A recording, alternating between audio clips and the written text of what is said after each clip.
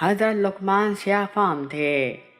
آپ ایک دن بغداد کے ایک بازار سے گزر رہے تھے کہ ایک شخص نے اپنے گھر کی تعمیر کے لیے آپ کو اپنے بھاگا ہوا غلام سمجھ کر مٹی کھودنے کے کام پر لگا دیا۔ آپ وہاں 1 سال تک مٹی کھودنے کی سخت مشقت برداشت کرتے رہے۔ 1 سال بعد اس شخص کا بھاگا ہوا غلام واپس لوٹ آیا۔ وہ آپ کو جانتا تھا۔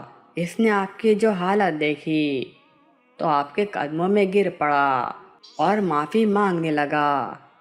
اس شخص کو جس نے آپ کو مٹی کھودنے پر لگایا تھا، جب آپ کے مقام و مرتبہ کے متعلق علم ہوا تو اسے بھی اپنی غلطی کا احساس ہوا اور اس نے بھی نہایت عاجزی کے ساتھ آپ سے معافی مانگی۔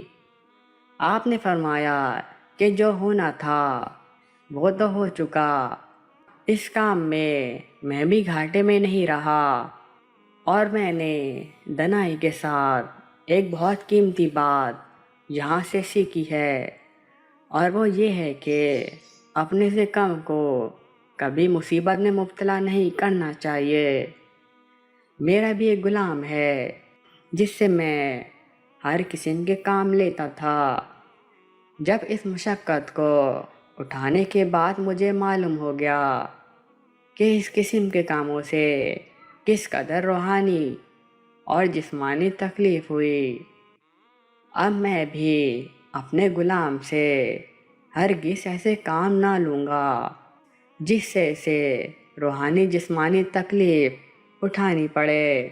رحم دلی اور خدا ترسی ایسے اوصاف ہیں جن کی بدولت انسان بلند مرتبے کو پا سکتا ہے۔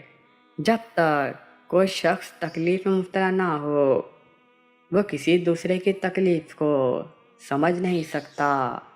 انسان کی عظمت اسی میں پوشیدہ ہے کہ وہ کسی کی مصیبت و تکلیف کا احساس کرے، بجائے اس کے کہ جب وہ خود اس مصیبت و تکلیف میں مبتلا ہو اس کا احساس ہو۔ اللہ عز و جل کے بھیجے وہ انبیاء کرام صلی اللہ علیہ وسلم نے بھی ہمیں انہی باتوں کی تعلیم دی ہے۔ اگر ہم ان دنائی کی باتوں میں غور کریں تو ہم اپنی زندگیوں میں بہتری لا سکتے ہیں اور ایک کامیاب زندگی گزار سکتے ہیں۔